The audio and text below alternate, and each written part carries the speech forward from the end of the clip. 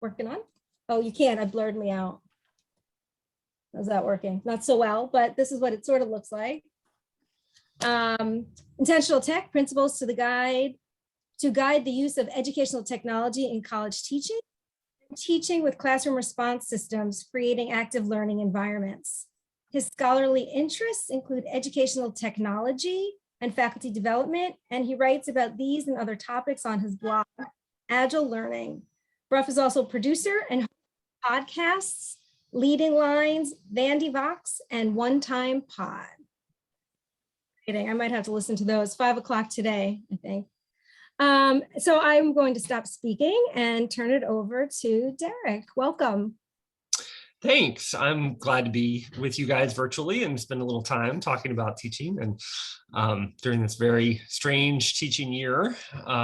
Excited to be here. And yes, I'm the guy that has 4 titles now, although one of them is just interim. So apparently I've reached that stage in my career where I have that email block, the signature block that's just ridiculous. So I do like to stay busy though.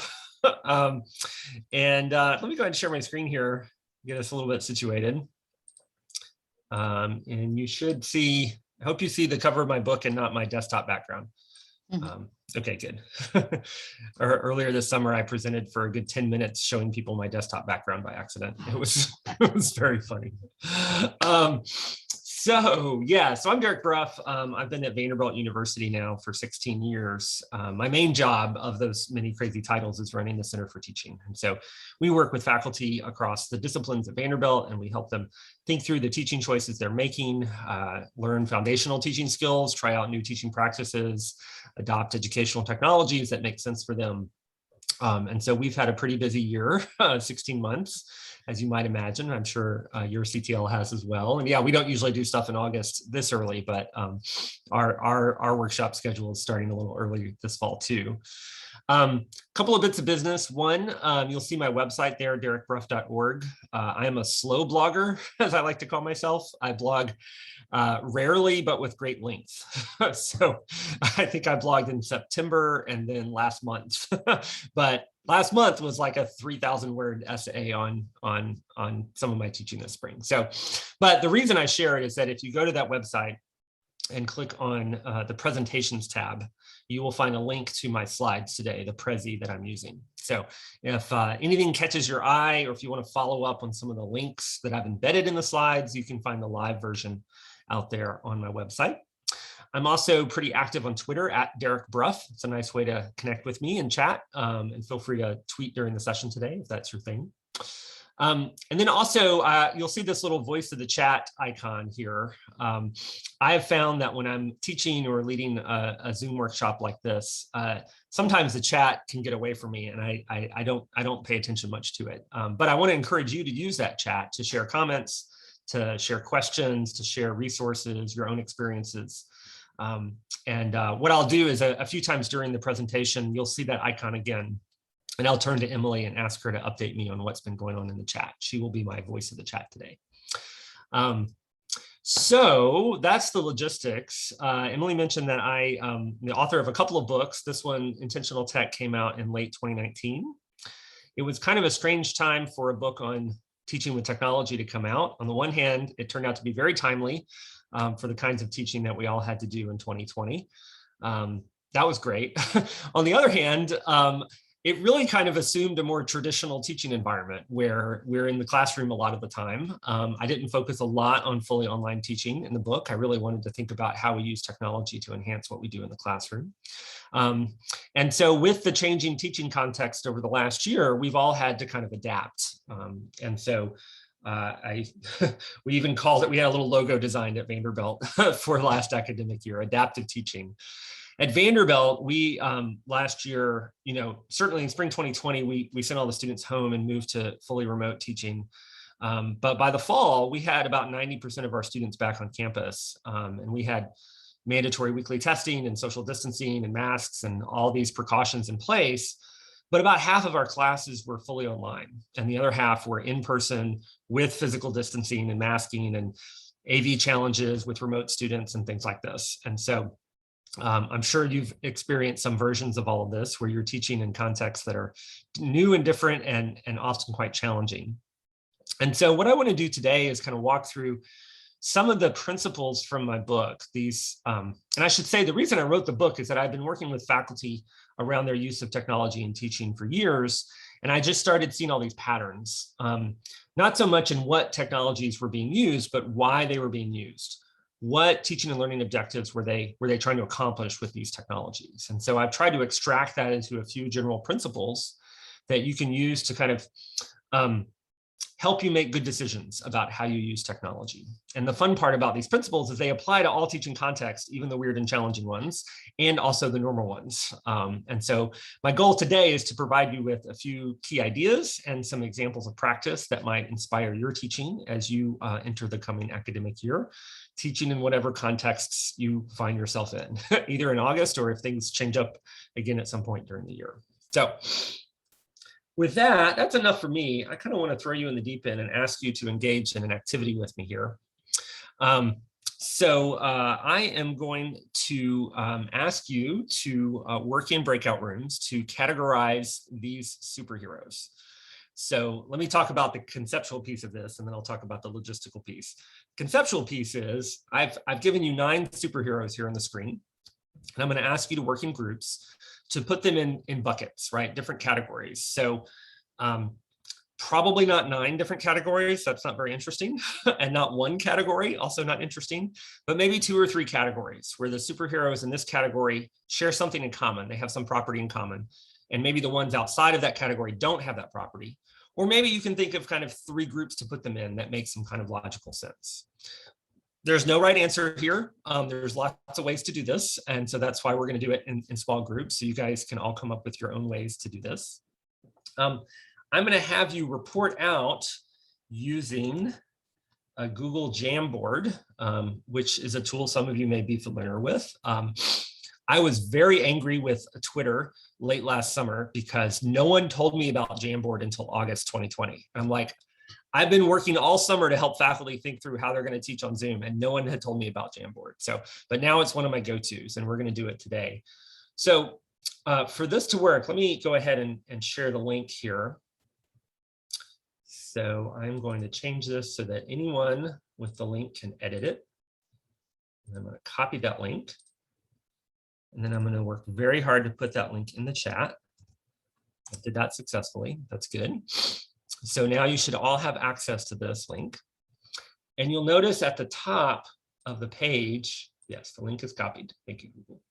The top of the page, you can see this little next frame interface. So this is my master copy, but if you go to the next frame, you'll see there's a copy of these superheroes for breakout room 1 and a copy for breakout room 2, etc. So what you want to do in your breakout rooms is have one of you share your screen with the group so you can kind of look at your slide together. And then, Navin, I'll get to your question in just a second. One of you share your screen with the group, and then talk about how you might categorize these superheroes, and then indicate your groupings visually somehow using the Jamboard interface. So you can, for instance, grab a pen and circle people. Here, I'll do this on the master copy so I don't mess anyone up, right? You could circle like this. You can grab the arrow tool and actually move things around. And I'll let you discover the other Jamboard tools and use them as you wish. After you've come up with one way to group the superheroes, if you want to, see if you can come up with some other ways to group the heroes and see if you can find a way to represent that visually, all right? I think that's it. Let me check my Prezi for the written down instructions here, and then I'll see if you guys have any questions. Yes, once in your breakout rooms, load up the Jamboard, move to your group on the Jamboard, discuss, indicate your groupings. Okay, yes, very important. This is why I write down my directions. Don't indicate why you put the heroes together. Just group them in some fashion. What we're going to do in phase 2 of this activity is try to reverse engineer your reasons for your groupings, okay? So don't put any reasons why you put them together, just group them visually somehow. Okay, any questions about this process? How do you want to assign breakout rooms? Oh, I think I can do that. Co-hosts have the power. I am going to put folks in rooms of size 3 of 4. So we'll do 8 breakout rooms. That's also how many slides I have on the Google Jamboard. So we'll do that. All right, so I'm going to create these and open them. So you just hit accept the invite and go. I'll be here, and we'll take 4 or 5 minutes to do this. Okay. I'll hang out here, and if folks have questions, they can flag me down.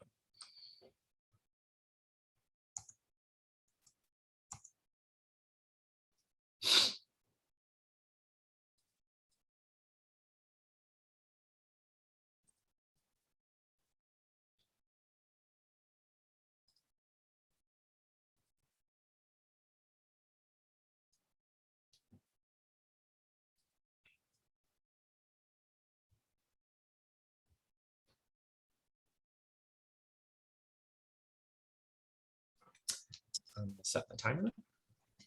And you're welcome to participate, Emily, if you want, or if you want to stay here and host. I'll stay here. I attended your talk in where Minneapolis. No, yeah, in Minneapolis for the International Forum on Active Learning Classrooms. Yes. Yeah. So I've been there, done that. Yeah. Okay. I couldn't even tell you. You know, I'm tempted to call my 16-year-old son in to tell me what to do with these guys. Yeah. So did I do this activity there? You did, yes. Okay. It's interesting, to take this thing that I've done several times in person and then move it online. Mm-hmm. It's a slightly different vibe, but it works pretty well in both contexts. Well, we'll give them all something to talk about. Oh, yes. I did it there because I had just done it in an active learning classroom on my campus with my school of nursing. And that's where I was like, oh, yeah. At the time, I just sent everyone a PowerPoint slide with these superheroes on it in the active learning classroom. But now I would use Jamboard. Like Jamboard and active learning classrooms go hand in hand. Right. And I think we used Jamboard for our summer institute in May. And so I like that it's here again to remind, and I think a lot of the folks who are here today were there in May. And so just like a reminder that it's not just Emily saying, here, do this. Right. That they see it from an expert, someone else saying, do it. So reinforcing. So hopefully some of them will actually use it. Yeah. Well, I find it just like it has just enough tools to be useful, but not so many tools that it's confusing. It's right. Very easy to get started with. Oh, all right, we'll see where they go. The other nice thing is I can monitor, right?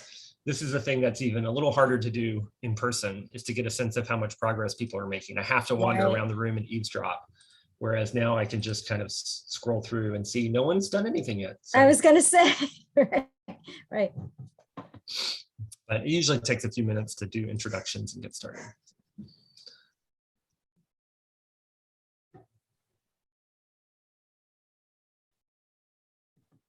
I have a timer going so I don't run too long. Excellent, great. So what I didn't mention is we have a small book discussion going with your book this summer for our who started in 2020. Oh, okay. So it's kind of a plan that a couple of us had, and going into COVID, and then COVID happened, and we had a stack of books. I'm like, well, what could we do? So for our new folks who haven't taught on campus yet, we've been meeting with them outside on campus this summer. Nice. So it's been really nice. So thanks. Yeah. So are you guys on campus this fall? Are you back in the classrooms? That's the plan. Okay. Yeah. That's our plan too. Right. We'll see. That's the plan. That's all I'm going to say. Yeah. If you'd asked me 2 weeks ago, I'd be like, yeah. Like things are great. And then I had a staff member of mine who had been vaccinated and been super careful. And she got COVID a couple of weeks ago and had a pretty bad case. She didn't have to go to the hospital, really? but she was super weak and had to walk with a cane for a couple of weeks. And so no kidding. Yeah. And so that's when I was like, and then of course the CDC updated their guidance on masking, and I was like, well, okay, we'll see how this goes. Right. I know I am. So I'm actually on vacation this week.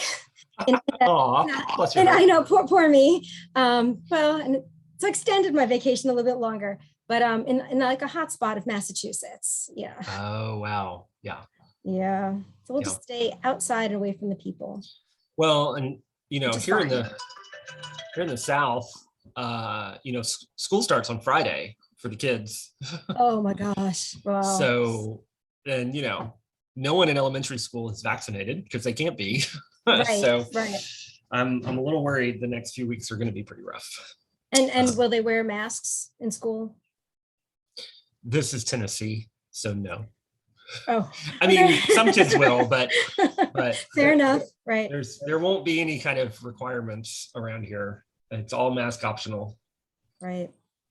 Although in all fairness, I don't know that Massachusetts has been very clear about what the plan is. So we'll see. Yeah.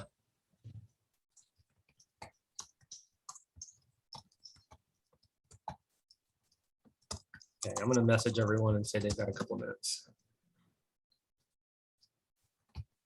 Looks like we're making progress.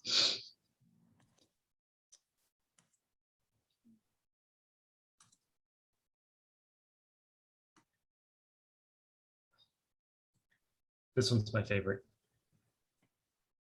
Superheroes who are filthy rich. I've seen that one before.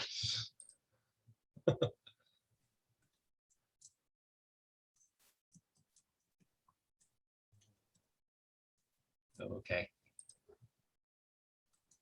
I like to try to predict in advance. Right. What they're going to end up with.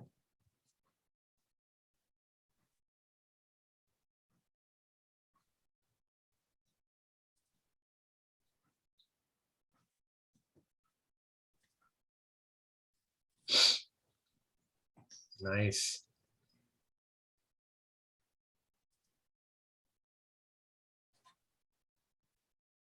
I'm glad they're working. Yeah. Right. There we go. Even breakout room 8 is making progress. I did a workshop a couple weeks ago for it's our accrediting body down here in the Southeast, the Southern Association of Colleges and Schools. All right. And they had a virtual institute. And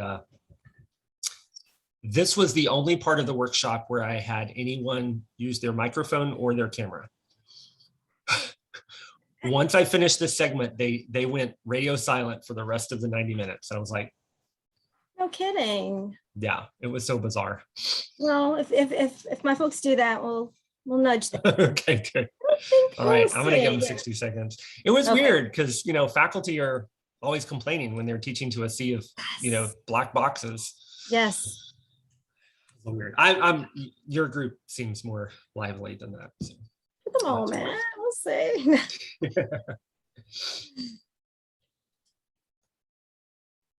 They are a good group, though. Oh. Yeah. Let's see. They're coming back. Oh yeah. Okay. Welcome back. Welcome back. Breakout rooms close in 17 seconds, and then we'll move on to part 2 here.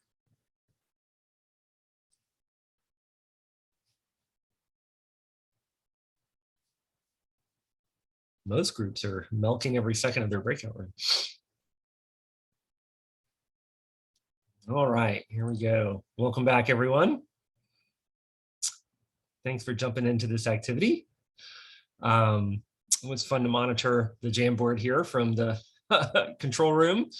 So now, like I said, we're going to move on to phase 2 here. And for this one, I'm going to ask, let's see, I'm going to pick out a few of your slides, and then I'm going to ask you. So let's just jump in. So I'm going to go to breakout room 3 to kind of warm us up here. So if you were not in breakout room 3, what I would like you to do is to use the text chat. That'll slow us down just a little bit so people have time to think.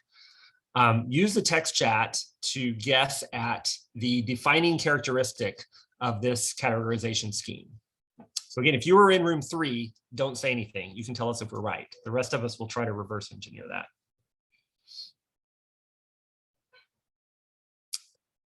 Jennifer says capes versus no capes.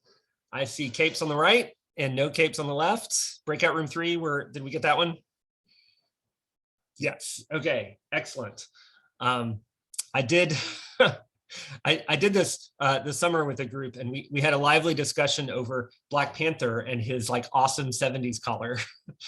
And at what point does a collar turn into a cape? Yes, okay, capes versus no capes. I like that one. All right, and let's see. I saw another one that, let's see. Oh yeah, you guys got really creative with your coloring. What happened? Okay, I thought I had another one I wanted to start with. Maybe it went away. Let's just, oh yeah, here it is, breakout room 2, of course. Okay, so what do these circled superheroes have in common? Again, if you're in breakout room 2, don't spoil it.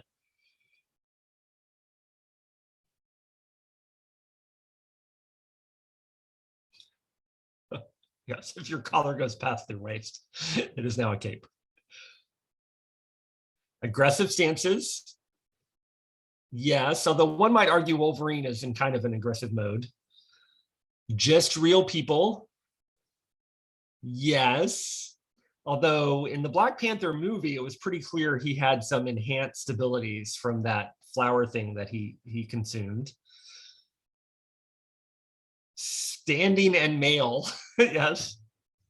So I have a guess, breakout room 2, and you might have meant just real people, because that is certainly a reasonable interpretation here. My guess is they are all very wealthy. Breakout room 2. We were going more along the lines of most of their power is through technology. Okay. I like the wealthy part, right? Batman, Bruce Wayne, Iron Man, Tony Stark, and of course the King of Wakanda, access to wealth. So, okay, yes, but again, no wrong answers here. Let's look at a few more of these. So we did 3.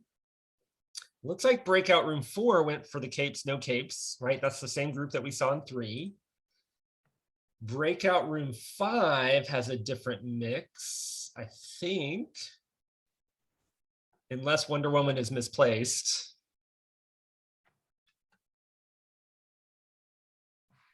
So it's not Marvel versus DC. Superman is DC and Storm is Marvel.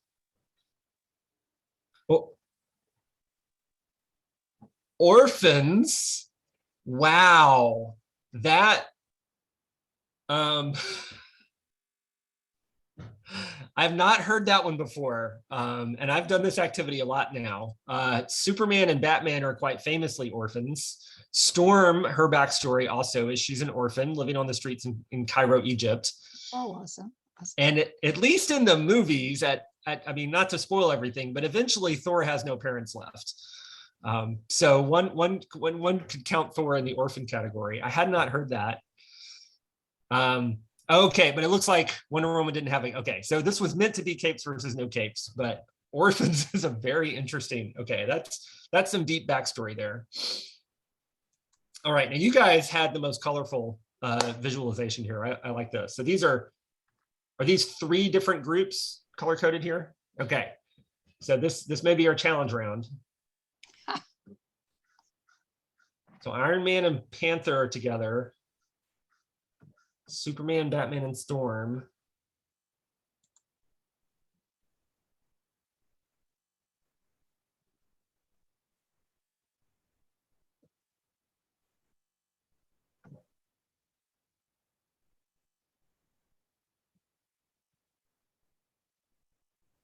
I think I'm stumped too. Group 6, what was your? So our blue is weapons. The red is just a cape, and green is just like a person. No, Okay. no, Apparatus. Nice. yes, no apparatus, no equipment. Like it's just themselves sort of thing. But there is technology, but you can't see it. Gotcha. Okay. Right. See, we won. This means that we won, right? right. So it was the visual artifacts that you were queuing into here. Yes. Nice. Okay. I love it. Okay, let's do one more. Breakout room 7. Oh my goodness. Oh, I know green versus red. Green is the top row and red is the bottom row. Is that no? Is that you move them around? Is this a Venn diagram of some right. smart math people? Seven, you may have to walk us through this one. What categories did you identify here?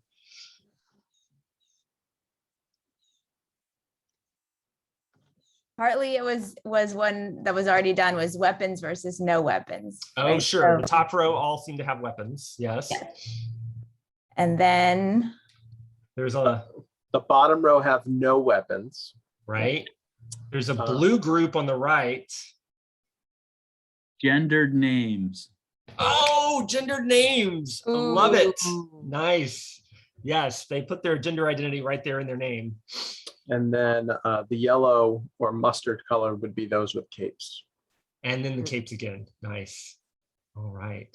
Nice. Okay, so we're going to stop playing this game now. We could keep going. I enjoy this, but we're here to talk about teaching, not about superheroes. So let me switch back over to the Prezi here.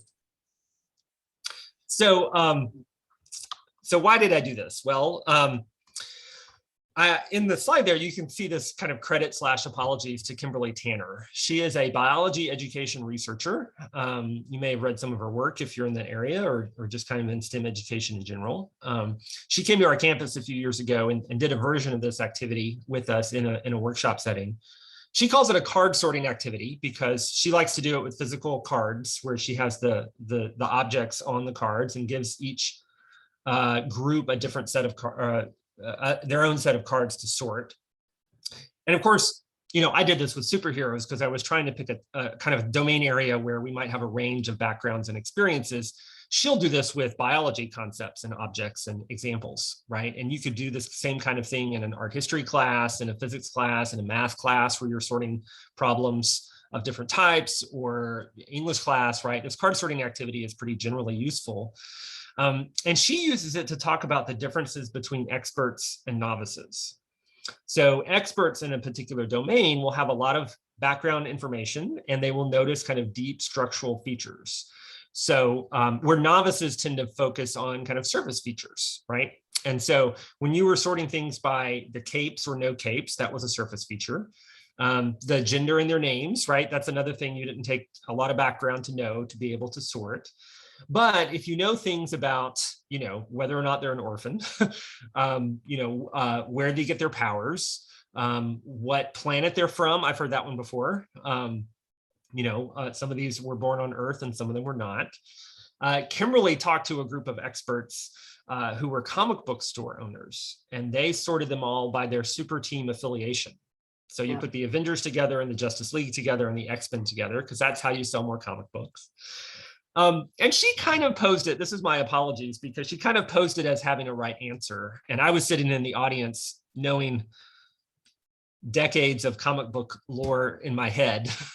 And I was like, there's lots of good ways to sort these heroes in different ways. And so there's not necessarily a right answer here, but it's a nice illustration of this kind of difference between experts and novices. The other reason I like this activity is that it illustrates some of the teaching principles that I want to talk about today. And so I'm going to touch on those as we go. But I'll point out one right now that I think is pretty important. And it connects to another answer I've heard in the past, which was one woman when I was doing this said, these are the superheroes I've heard of, and these are the ones I haven't, which I thought was also really enlightening. Right. And so, one of the reasons I had you do this, and I'll say more about this later, but I wanted an activity that would allow lots of different perspectives on the same kind of, topic. And I tried to structure it in a way that would kind of bring out those perspectives from you. So more on that in a bit. But as I said, I think this is going to help us kind of understand some of the principles that I'd like to share. And I'll have some more examples of these principles as we go as well. And also, I think the card sorting is something that you can do in your physical classroom or in a Zoom classroom pretty easily. So for the first teaching principle, this is something I took from a paper by Schwartz and Bransford called Creating Times for Telling. And my visual here is something you may have seen or even done yourself, which is putting Mentos breath mints in a 2-liter bottle of Diet Coke. And about half a second later, you get a huge geyser of Diet Coke coming out of there. I've done this a few times now. The last time was in spring of 2020 when we were doing remote school with our kids, and basically left on our own devices to come up with a science curriculum. And I thought, I know how to blow up Coke. Let's do that. And so mine never got quite that high, but I've gotten a good 7 or 8 feet out of my Diet Coke geyser. And the fun part when you do this with kids is they want to know why. They want to know why this happens, right? And in fact, one time I did it and the kid said, why is it Diet Coke and not regular Coke? And I thought, there we go. We got a little scientist on our hands here. And I can imagine doing this type of demonstration in, a physics or a chemistry class. And you could lecture for 20 or 30 minutes on why this works, right? You've got the gas and the liquid, and the Mentos has certain surface features that activate that gas, right? You could kind of go through all of that and then do the demonstration. And any of the students still awake at that point would be pretty amazed, right? Or you could flip the order. You could start with the demonstration, ask students to conjecture why it's happening, and then provide that explanation. And so that second one, I would argue, is probably going to work a little bit better. And it's an example of what Swartz and Bransford call creating a time for telling, where you are trying to create conditions under which your students are ready to understand and learn something new. And usually there's kind of two kinds of readiness. One is a cognitive readiness, where they've accessed their prior knowledge. Maybe they've done some conjecturing. They're ready to understand the new thing that you're sharing. And the other is an affective or a motivational readiness. They want to know what the new thing is and what the answer is. And so with the superhero sorting, this is a little bit meta, but I wanted to start with an experiential activity for you guys so you could be learners for a little bit, so that then you would be ready to think about these teaching principles that I'm going to share with you today, right? Once you're kind of in the middle of it and you get to experience it, you start to analyze and think about that, and it's going to set you up to understand some explanations that I have coming later. So I would also say that even within the superhero activity itself, when you're in your small groups brainstorming ways to categorize those superheroes, you're in a better position in the second phase to understand and make sense of the categories that other people come up with. And in fact, you might want to see what they come up with, right? After you've been working on this problem for a few minutes, you're more interested to see kind of what solutions your peers have come up with. So there's a time for telling built into that activity as well. Now, there's lots of ways to do times for telling. And in fact, I often talk to some of my colleagues in mathematics, and I'm just like, look, start with the problem, have students try it for a while, get stuck, and then introduce the theorem or the technique that's going to help them solve that. So then they appreciate why they need this new thing. A more traditional approach in mathematics is to start with the theorem or the technique, prove that it works for half the class, and then maybe get to some example problems, like leaving the motivation for the end, right? And so it's the same activities. You can sometimes just resequence them and create more of a time for telling. But there are ways to leverage technology to try to kind of enhance this effect. And so I'm a big fan of polling questions. You may be too, if you've been teaching on Zoom for the last year. I wrote a book back in 2009 on teaching with polling with classroom response systems. And it's kind of come back a little bit this year with the readiness of Zoom polls.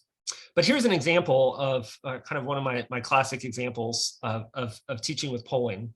This is from a statistics course that I've taught several times, and it's at the start of our unit on probability. And I'll ask my students, your sister calls to say that she's having twins. Which of the following is more likely, assuming she's not having identical twins? Is it more likely that she's going to have twin boys, twin girls, one boy and one girl, or are all three of these equally likely?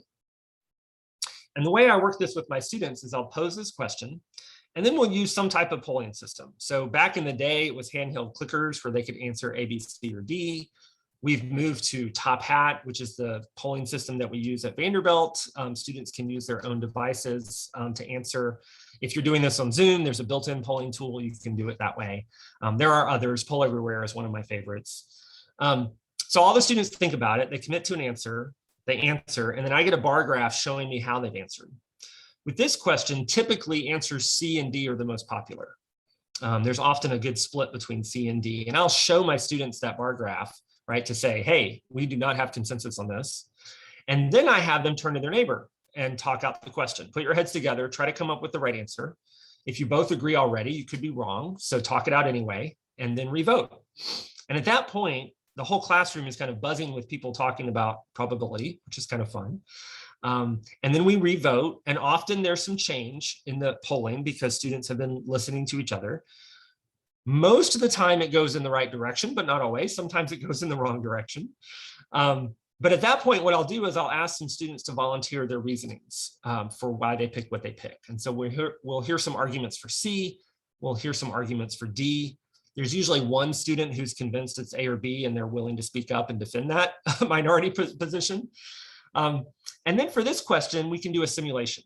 So I'll tell my students, look, we're going to model this. We're young mathematicians. We're going to model this, and we're going to to do that, we need to make a couple of simplifying assumptions. We're going to assume that we only have two sexes here, male and female, and we're going to assume that they occur 50-50.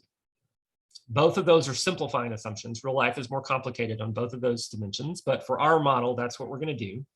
And then I asked them to get out a coin or an ID card, something they can flip. And so they assign one side to male, one side to female, and then they flip twice, simulating having twins. And then I use the polling system to collect all that data. What did you get? Did you get 2 boys, 2 girls, or one of each? And at that point, the 1 boy and 1 girl bar takes off, right? It's clearly not equally likely with the other ones. And so then I explain why. Then I go to the chalkboard and I draw my diagram, right? The first twin is a boy or a girl. The second twin is a boy or a girl. So you end up with boy, boy, boy, girl, girl, boy, girl, girl.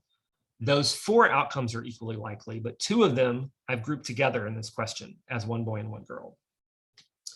And again, this is not a math class or a superhero class, but pedagogically what I'm doing is I'm really trying to prepare students to understand this concept. And it's driven by a misconception that I find that students have about this, is that when we move into the world of probability, they think that all things are equally likely.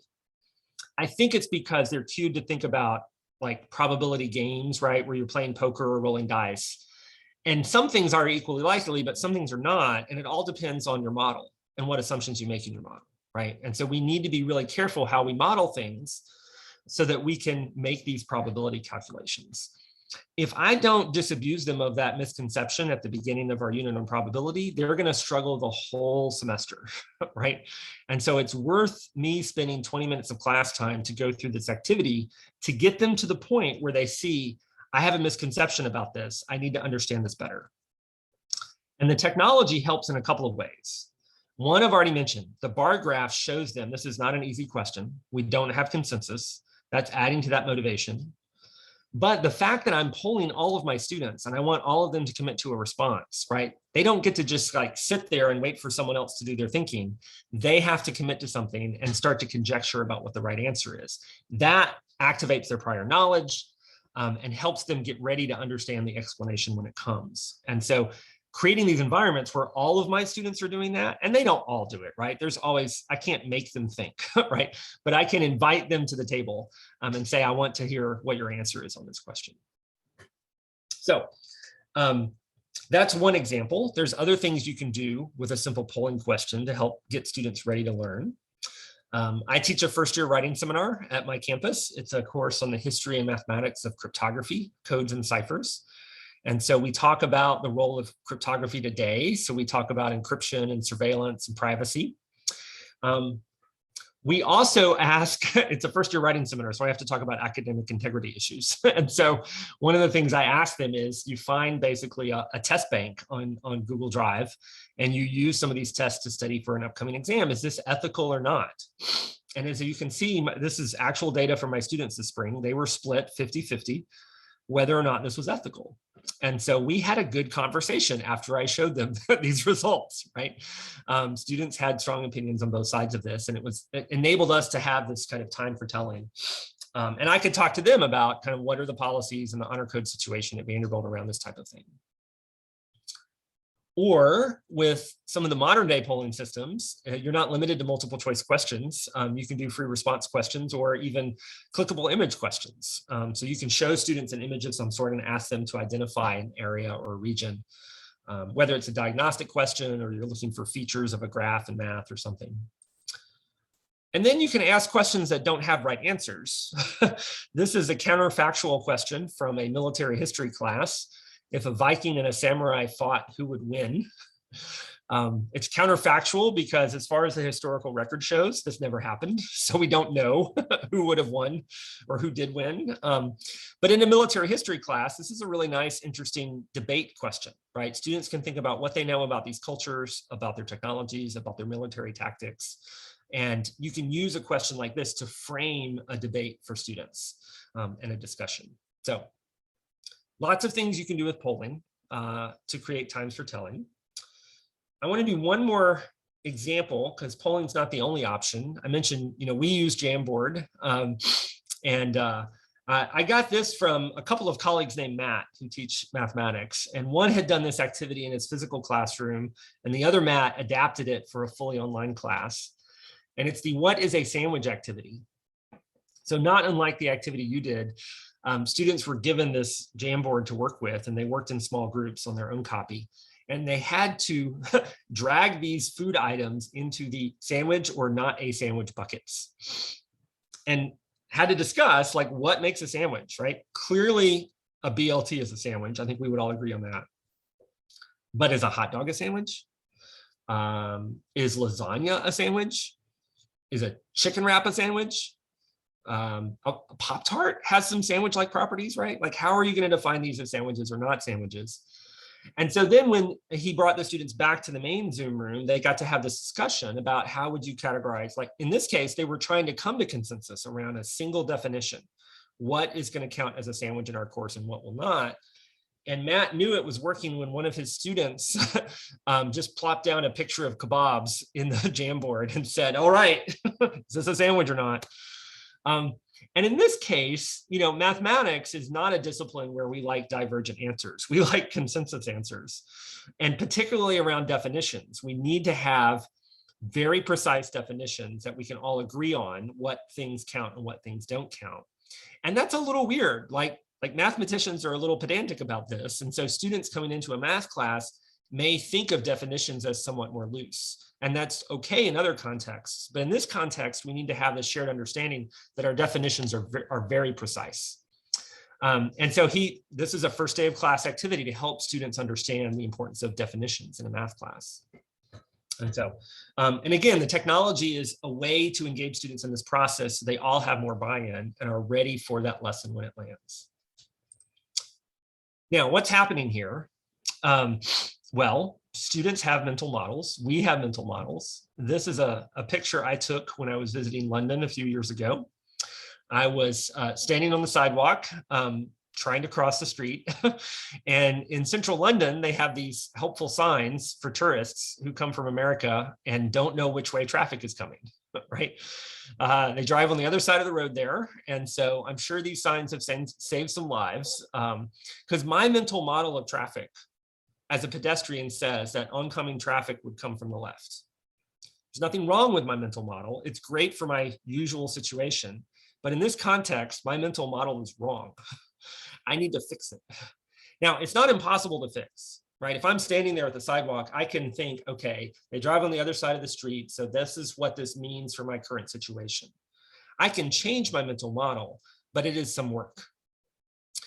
In a similar way, when our students come to our classrooms, they have mental models about how the world works, how humans work, how our disciplines work.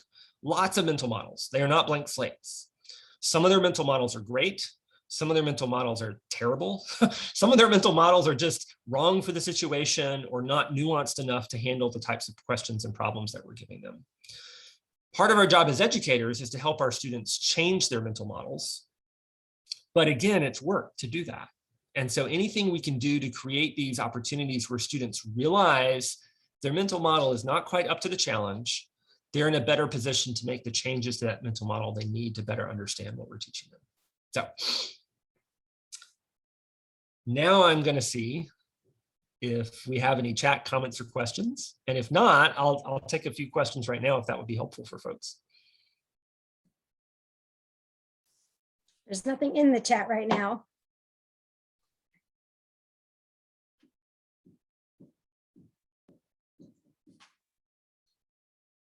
Yes, Katie? Yeah, I have a question on how you sort of would recommend handling situations where, like in like a polling sort of a context where, ideally you have like this tech setup and, everyone's compelled to answer, where, maybe you have students who are really reluctant to enter, or they're disengaged, or, like there's various reasons why they might not opt to participate in an activity like that. And I'm wondering sort of what you would suggest for sort of getting the whole class as best you can to kind of really engage.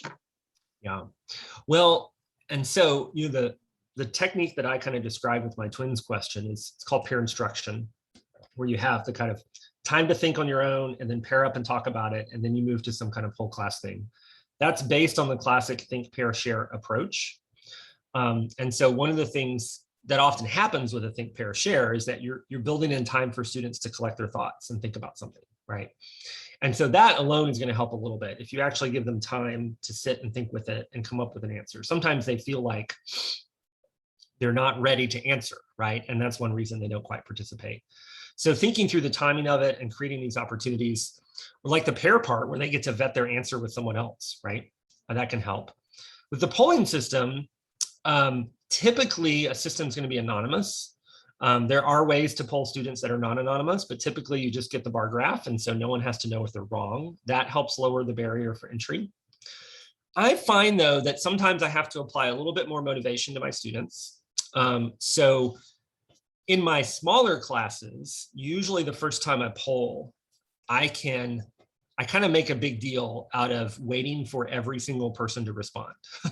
The first time we do it, there's often some technical stuff they have to work out. So I kind of work the room and try to troubleshoot.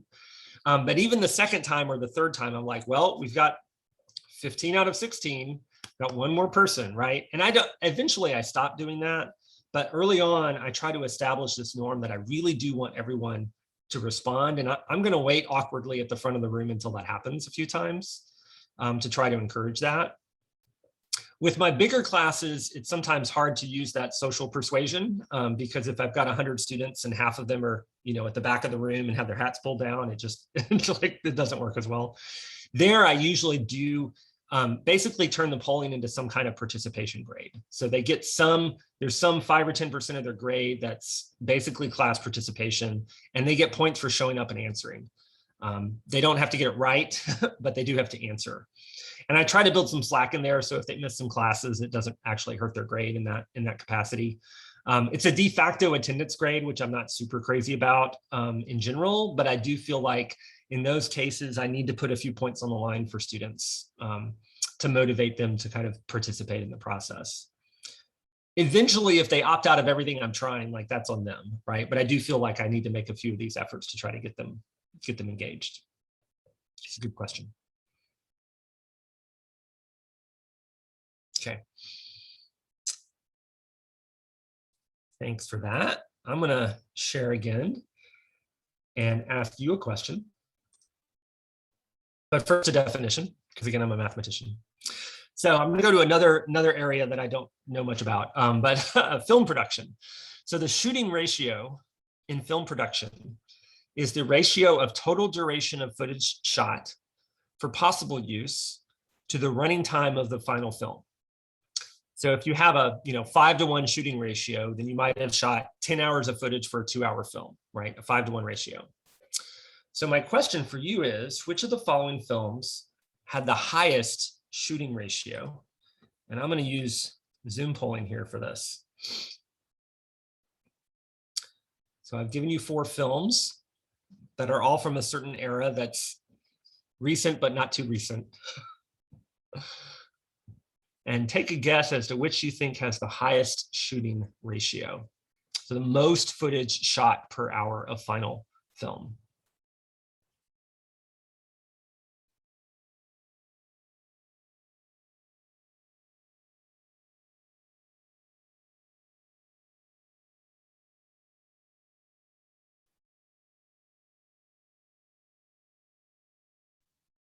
I have a question. This is Carol. What Hey, if we've Carol. never heard of the film? Well, then you're going to guess randomly. Some activities work better when there is a pre-class assignment, I'll just say. But there is no such pre-class assignment here. Yeah, I kind of want a better list, and I don't know if I should go more recent or older, right? If I had more classics, I might catch more people. But I'm gonna call time. So last call for a vote here. We're gonna see what you guys went with. Zoom has apparently changed their polling interface, and I'm distracted by that, but I think I've shared the results with you. So most votes for Mad Max Fury Road, some for Argo. Everyone got at least one vote. Anyone want to argue for their pick?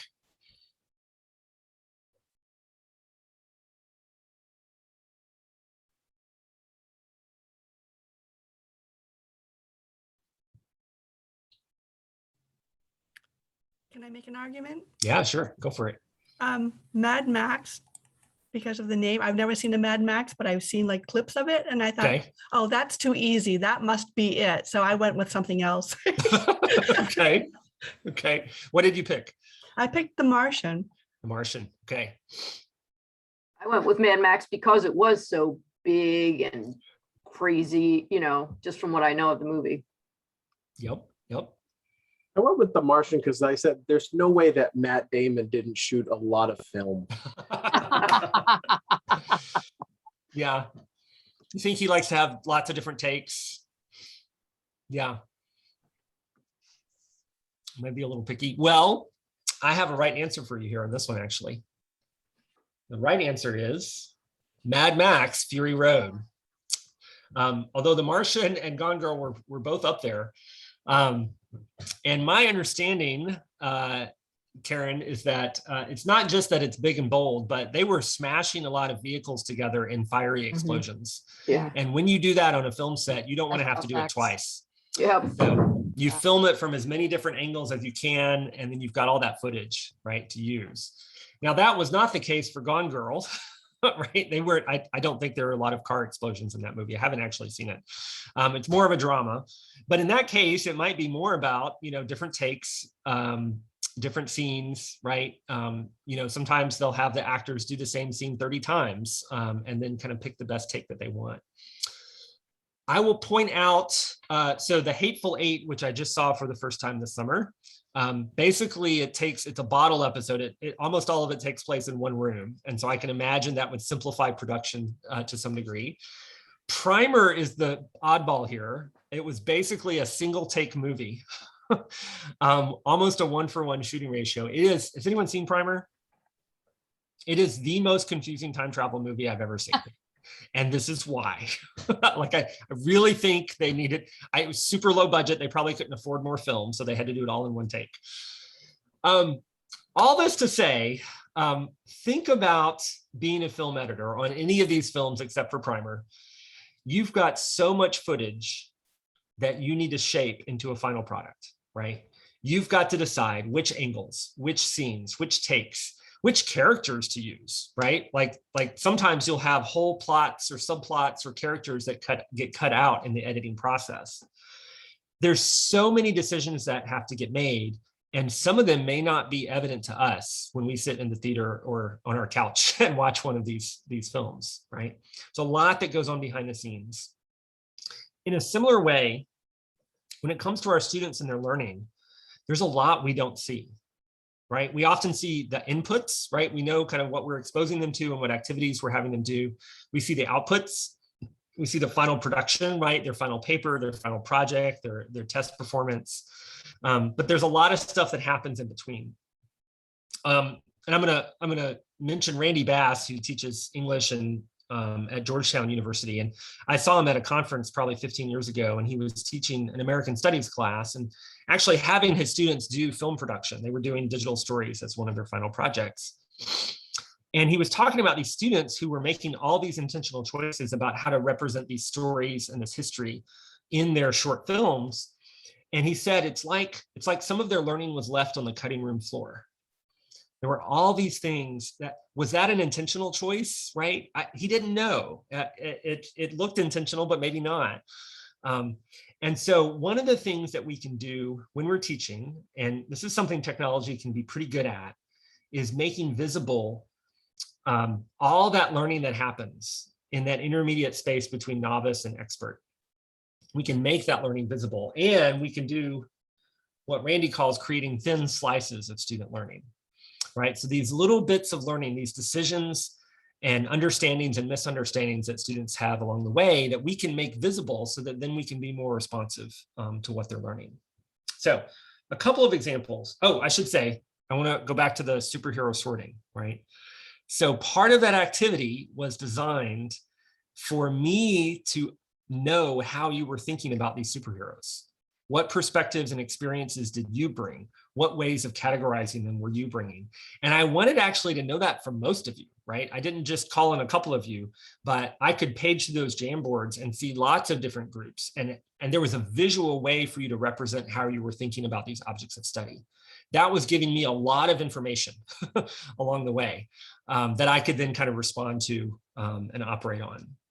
So, and in the phase 2, I would ask you to reverse engineer, right? And so again, in the chat or using your voice, I'm learning more about how you're thinking about these objects as you try to analyze someone else's. All of that was information I could use to kind of guide and shape the discussion. So some other examples. This is my all-time favorite example of using Twitter in teaching. This is from Margaret Rubega, who teaches biology at the University of Connecticut. She is Connecticut's state ornithologist, and she teaches a course on ornithology on birds. And she has her students tweet about tweeters, right? Birds. The assignment is, they have to do this several times during the semester. They have to tweet about the birds they see when they're going about their lives. So they're going to work, they're going to their apartment, they're going to class. And they have to tweet about the birds that they see. So Callie on the left says, this white-throated sparrow at the heap site this morning must be eating tons of carotenoids to produce such vibrant lures. I found out recently that that's the kind of color markings near their eyes. Those are the lures. Zachary says, I went golfing today and heard 5 distinct calls from various bird species. The design of the fairways seems to divide territories, which I think is a clever observation. And then Victoria says, if it wasn't for the broken wing display, I wouldn't have noticed this camouflaged killdeer nest on the levee. So she got a photo of, oh, it looks like Callie got a really great photo of her bird too, right? And so all of these sound maybe like not the most natural student social media posts ever, right? But students needed to record their observation. What did they see? Where were they? And they had to connect it to the course material in some fashion. And so you see that happening in all 3 of these examples here. And they add this hashtag bird class, which makes it really easy to find the student tweets. Margaret can just pull up that hashtag on Twitter and see all of her students as they're tweeting about their observations. You can do that too. If you go to Twitter and search for hashtag bird class, you can see her spring students and the birds that they spotted. And when I talked to Margaret about this activity, she said that, you know, there's several things going on here. One is that her students expect that all the cool birds are in Africa or Australia or the Amazon or somewhere exotic, right? And she wants them to know that the birds in Connecticut also have interesting biology and ecology. And you can see that happening in their tweets, right? The other is that she wants them to take what they're learning in the course and transfer it and apply it to new situations, right? That's what a lot of us are doing when we're teaching. We want our students to learn something useful in this course and then be able to use it in new and different situations in the future. That kind of transfer, super hard. It's one of the hardest things we do as educators is help prepare students for that transfer, but it doesn't happen without practice.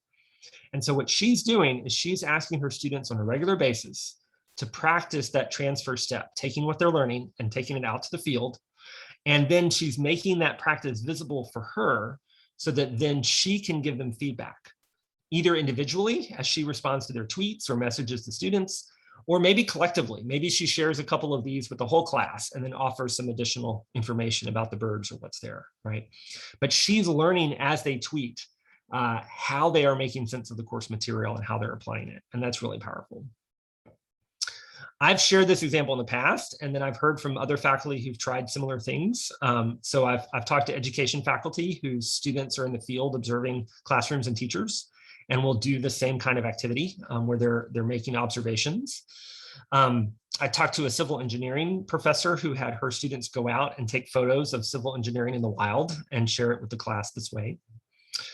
And I'll add that, when I first started telling folks about this example, Twitter was, I think, a different kind of space. Twitter is a much more contested space and a less safe space for a lot of people now. And so I wouldn't necessarily say do this publicly on Twitter. There's lots of options. You have to think about what's going to kind of work for your students and what they're tweeting about, right? If you're tweeting about birds, Twitter is a pretty safe space. But if you're talking about, racial reconciliation, that may be a tougher place to go. But you could use other tools for this, right? One of the things that Margaret likes is that Twitter is easy to use. It's right on their phone. It's kind of mobile friendly. And so any kind of platform that would fit that you had more control over could work. So you could do this on your course management system. You could do this on an app like Slack or Teams or GroupMe or something, right? Again, just something that's fluid for the students so they can share those observations in the moment. All right. So here's another example born from a year of teaching on Zoom. So a lot of faculty found breakout rooms quite helpful, but some faculty added a layer to this that was kind of like what we did with the Jamboard. So here's an example from my spring seminar. I had my students working in groups. This was one of our Zoom days. We were on campus 2 days a week and on Zoom or asynchronous 1 day of the week. And so for this one, I had four teams in my class, and I sent them to their breakout rooms, and they had to kind of work through these 3 different situations and analyze these 3 different situations. So I created a Google spreadsheet that they all had access to, and each of the situations was in its own column, and then each group was in its own row. And so what I asked them to do was to document their group discussions, their analysis as they were doing it. So they were reporting out via the Google spreadsheet as they were working in the breakout rooms. And I have to say, I've done this in different settings now, and I love this because, I'm a big fan of group work. I've used group work in a lot of my classes in the past. And in a physical classroom, if I want to know what's going on with those groups, I have to wander around the room and eavesdrop and maybe ask some questions. And there's some real value to that, right? Sometimes I need to be next to that group, asking them some useful questions to kind of keep them being productive. But the eavesdropping doesn't work great, right? As soon as I wander over to that group, there's the potential they're going to change what they're talking about. Or in some classrooms, I can't reach the 50 students in the back of the room, right? Like I've had some lecture halls where I can't get to most of the students. But with the Google Sheet approach, I have this window. I'm making their learning visible as we move through the group work activity.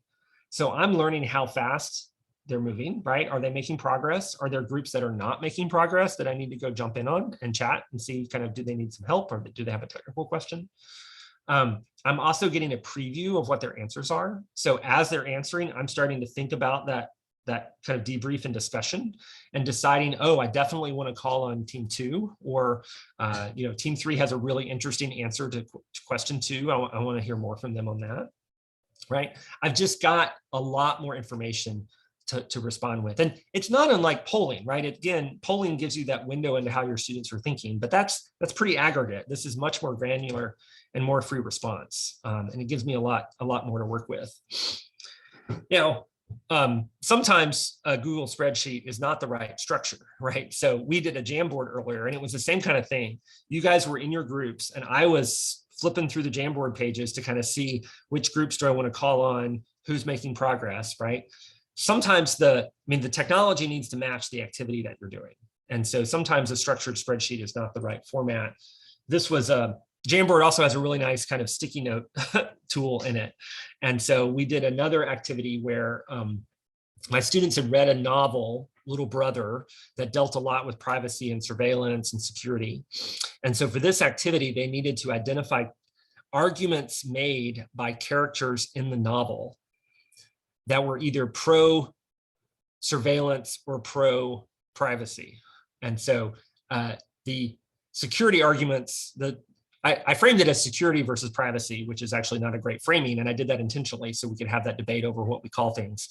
But we had the pro-security arguments in orange and the pro-privacy arguments in blue. And so in their small groups, they were flipping through the book or searching through their electronic version of it and finding these arguments and putting them on sticky notes. And then in the phase 2, I took the the opportunity to copy some of those sticky notes onto a one big Jamboard, and we started forming kind of a map of the debate space. How do these arguments work? And I could annotate and draw and group things, and we could kind of decide what are all the arguments and how do they relate to each other. I had done this in person many times with big Post-it notes and a chalkboard. And so I wanted to see if I could turn this into a Jamboard activity, and it worked pretty well. And so for this activity, a spreadsheet was not the right fit, right? I needed something a little more open and free form for students. But again, making visible their learning so that I could then respond to that. And, you know, when we're back in the actual classroom, technology doesn't have to be digital. Sometimes analog works great. I talked to Tracy Ruschetti, who teaches at Santa Clara University, for my book. And I actually visited the campus and got to see her teach. And I was fascinated by how she used these small portable whiteboards. So each group of students would get their own whiteboard, and they would diagram things, they would do concept maps, they would work through problems together. And again, it was making visible their thinking to Tracy. So she was, again, circulating among them, but now she can see at a distance which groups are making progress, which groups are not. And so it gave her this insight into how her students were working. And she found that the analog whiteboard was more fluid and faster than any kind of digital tool that she found for doing the same kind of stuff. Because she's having them draw and diagram a lot. And so the whiteboard was just, it was impermanent, but it was also kind of as fast as their thinking. And I thought at some point last year, I'm like, well, we don't get to do that this year. But in fact, one of my colleagues at Vanderbilt in our School of Education used a little mini grant to buy individual whiteboards for her students so that she could do this in her physically distanced and masked classrooms. Lots of ways to make student learning visible. And again, part of what's happening here is what I like to call agile teaching.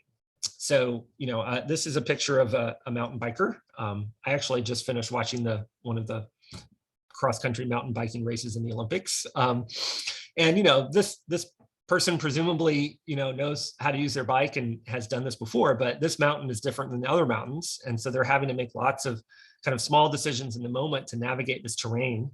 In a similar way, you know, when we're teaching, we're often not completely floored by what our students say. But each group of students is different, and what they understand and how they understand it, what misconceptions and background experiences they bring, it's always a little bit unique. And so if we can make some of that visible, then we can respond in a more agile fashion and help them with what they need. I got this term from some physics education researchers who contrast it to what they call ballistic teaching. That's when you launch your lesson plan at the beginning of the hour and nothing can interfere with its trajectory until it lands. So we can do better than that. Okay, so I'm going to stop talking for a second and see if there's anything in the chat or questions or comments that you guys would like to add.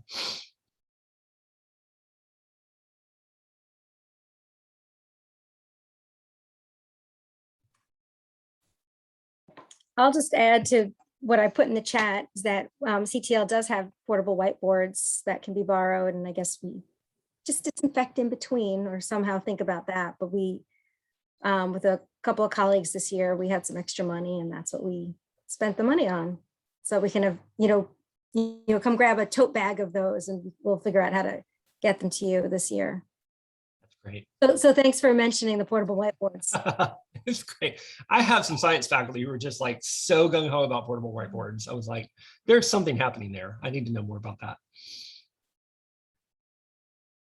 Well, let me turn it around on you guys for a second. So for this idea of making student learning visible, kind of, you know, with high tech or low tech, what are there other ways that you go about this in your classes?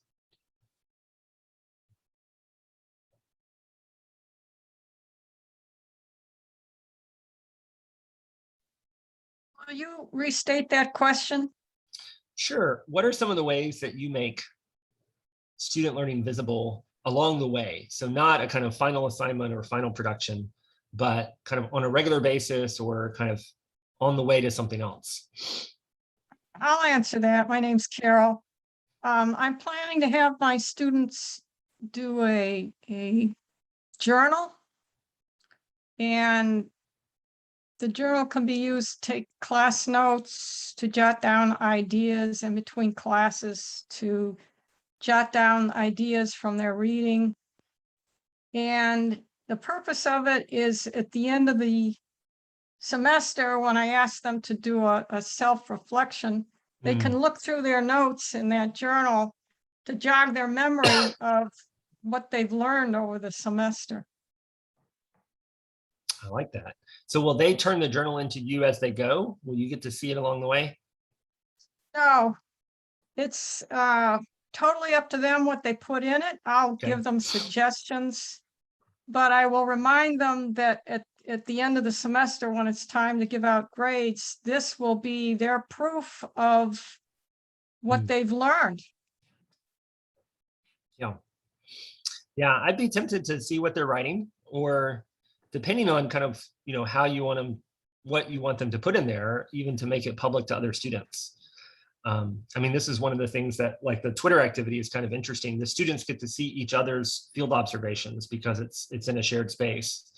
And that can be kind of interesting. I've done blogging for a similar kind of function, Carol, where I have students blog about kind of how they're making sense of the readings and what they're thinking about. And in that case, it's actually kind of public to the whole class. And so they get to kind of feed off of each other a little bit. But it's super low stakes, right? Like I want them to treat it as an exploratory space. So I'm not trying to grade that. I just want them to participate and kind of engage there. Yeah. Thanks. Well, I've got one more little segment, so I'm going to jump into that in the time we have left. And I have another question for you. Let me reset. Oh, there we go.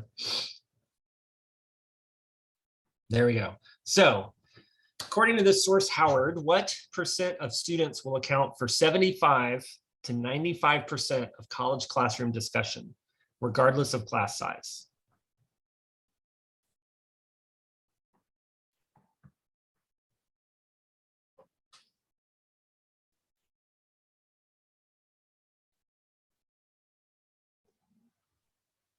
Are you looking for an answer?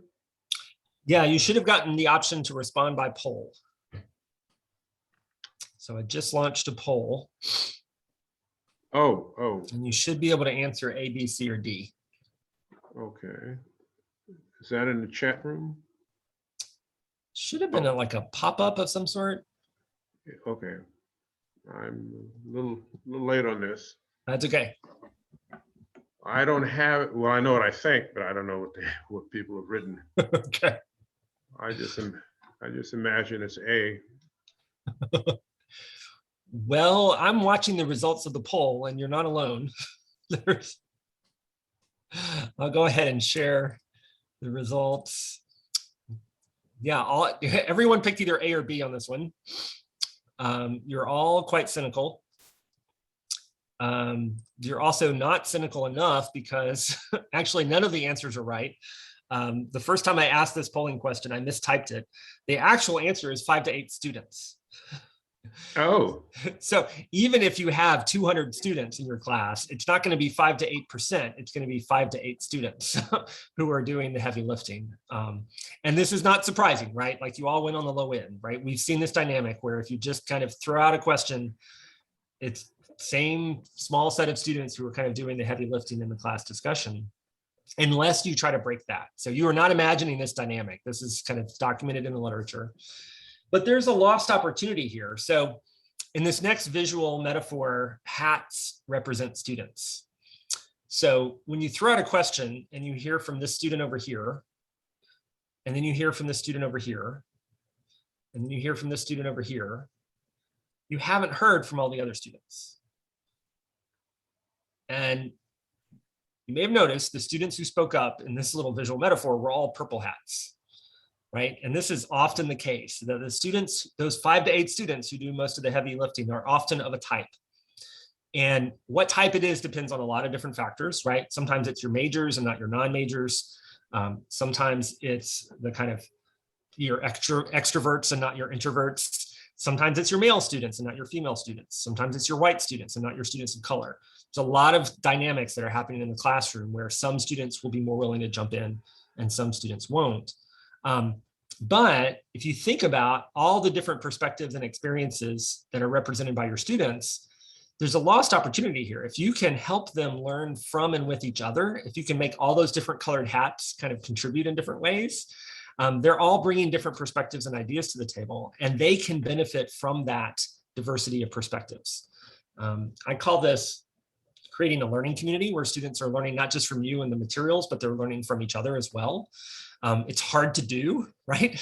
But if you think about the card sorting activity, a lot of it was designed around this idea that I wanted your ideas about the superheroes, as diverse as they were, to kind of come to the table and run into each other, right? So that you're learning, like, and again, sometimes I learn, right? I never thought about Orphan as a backstory element. That was, you know, it's kind of a trope, right, in Disney movies and superheroes. But that's what happens, right? When you create these learning community moments, when you're creating structures where it's easier for more students to share their perspectives and ideas and experiences. And so there's different ways to do this. One of my favorite new tools is Perusall. It's a social annotation tool. You can load up a PDF of anything and have your students highlight passages and then add comments in the sidebar. So if you've used Google Docs and comments, it kind of works like that. There are other such tools. Hypothesis is also pretty popular. We started using Perusall last summer with our faculty who were doing our online course design institute, and a lot of them really took to it. And it's got some really nice features for educators. And so we now have a campus license. It's actually pretty cheap as far as ed tech tools go. But it's really great. I can give my students a news article. I can give them a reading. I can give them a video. I can give them a podcast. And then they can highlight a passage or pick a time code. They can pause the video and then add a comment. They can respond to each other's comments. There's lots of things you can do with this. I will sometimes give my students some general advice on how to annotate something together, what types of things you could do in your annotations.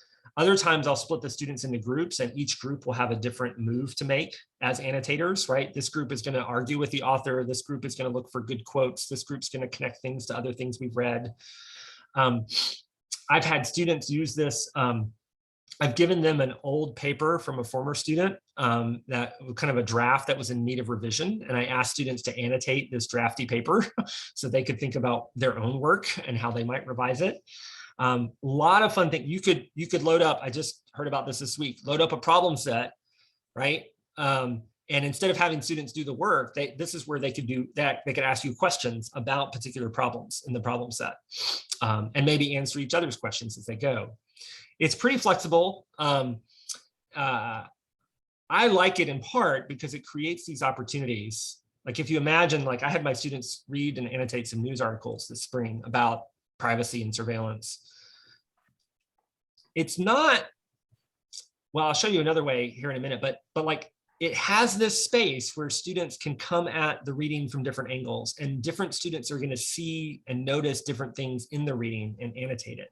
And so there's not like this limited class time or limited space where you can only hear from certain students. There's a lot of space for students to kind of bring their own perspectives to the table. And it's so embedded in the documents, in the course materials, right? Everything is contextualized really nicely. I think it's a really, really interesting tool for creating this learning community. Mostly outside of the classroom, but you could have them annotate something live as a group activity, right? This could be another breakout room or small group activity where they're annotating a document together, and that's what you're looking at instead of the Jamboard or the Google Sheet. You're seeing their annotations during the group work activity. I won't say much about this due to time, but old-fashioned discussion boards are another place where you can do some of this. I started experimenting with Microsoft Teams this spring because I had heard a lot of faculty mostly rave about Slack, but we didn't have a site license for Slack, but all my students had a Teams license. But these kind of chat and channel apps, which are basically discussion boards, but you can sort things into channels and they're super mobile friendly. That was the other thing that I think worked well with my students this spring, is that it was so easy for them to load up Teams on their phone and respond to reading questions or ask me questions. The technique I really want to share is something called a ready, set, go question. And this kind of came out of Zoom text chat last summer. So the idea is that I can pose a question, and then I ask all of my students to compose a response to that question in the text chat, but not to hit enter until I say go. So they all think about it, they all write something, and then I say go, and all the answers pop up at the same time. And it's really interesting because it gives them this opportunity to come up with their own thoughts about something first, right? And before they hear what all their peers say. And that's going to make it a little easier for students to bring something a little different to the conversation, right? Once they hear one of their peers chime in, they're going to follow that lead for most students. But this allows for kind of at least an initial set of answers that may go in more in different directions. It takes a little time because if you've got 20 students, now you have to read through 20 responses and decide who you want to call on, right, to elaborate. Some faculty will have students do that. They'll say, hey, which of your peers do you want to hear more from, right? It's also, at least in Zoom text chat, it's not anonymous, right? You know who's saying what. And so some questions this might not work that well for. But if you've got a classroom culture or a set of questions where students are going to feel comfortable sharing different perspectives or different answers, this can be a really nice tool to make it easier for more students to get their voices a part of the conversation. So I'm going to stop there because we are about out of time. Oh, I did want to notice, so one link to follow, just because this is so funny. So this idea of using text chat as kind of a back channel to supplement classroom conversations is something that I've had my eye on for a long time.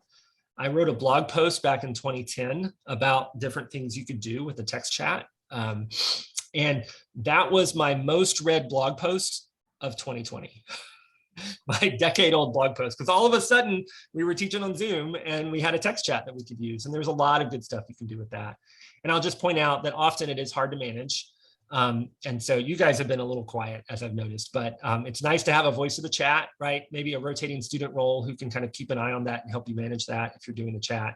This works well if you're in a hybrid situation where some of your students are in person and some are remote. You can have that common text chat where they can all talk to each other. Doesn't have to be Zoom, right? You could go over to any kind of chat tool that you could use. It could be a GroupMe, it could be a Slack, it could be a Teams, but it's a really useful tool. But I want to see if you guys have any, we're about out of time, but I wanted to see if anyone folks had any comments or questions as we wrap up today. Again, I was trying to provide some principles, but also some really practical things that you can start to adapt to your own teaching. And I hope you found something useful today.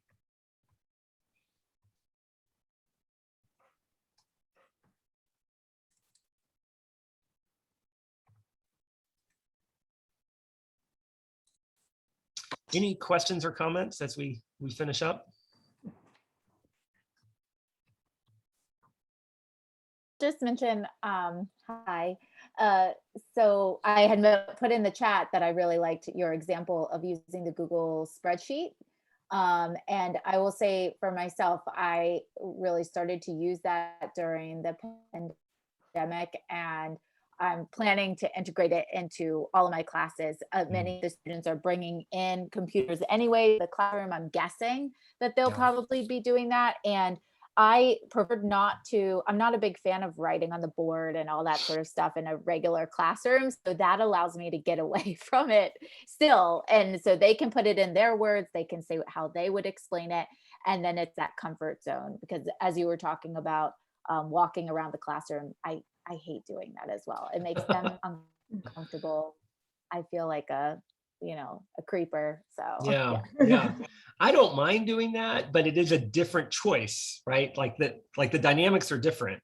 Yeah, and I had done the Google spreadsheet a couple of times pre-pandemic, and I hadn't thought to make that kind of a regular part of our group work. But I think it's got a ton of utility.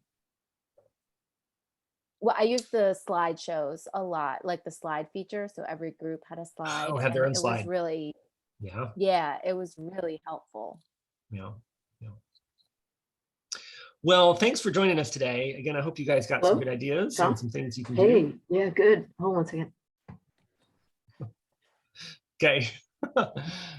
So Emily, I'll throw it back over to you if you have any kind of wrap up remarks. No, I think this was wonderful. And I hope that everyone took some notes with, the one thing that they might try in their classroom this year. I know I've read the book and I took notes on the side as a good reminder of things that I want to try. And I think, I'm thinking perusal will be the thing that I tackle in a research methods class for having students dissect a journal article and really understand the different sections of a journal article. So that's my takeaway. So I hope everyone has at least one thing that they're going to integrate this semester. Just one little thing. It's all you need. One thing at a time. But this, I think this was wonderful. Thank you so much. You're quite welcome. Thanks for having me. Any last questions before we go? Which software did you use to make that slide? Oh yeah, it's called Prezi. Prezi. Prezi. Mhm. And my main tip on using Prezi is never rotate. Never ever rotate. It will let you rotate, right?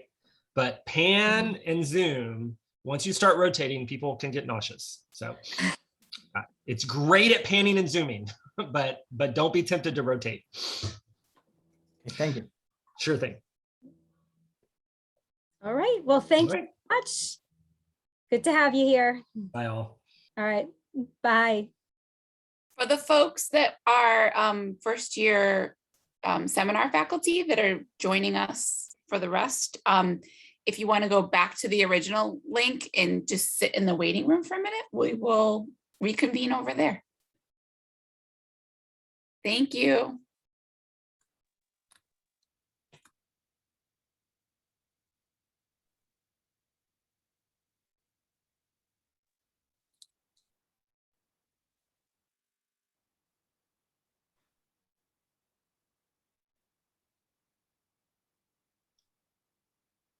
Can I move her into the waiting room?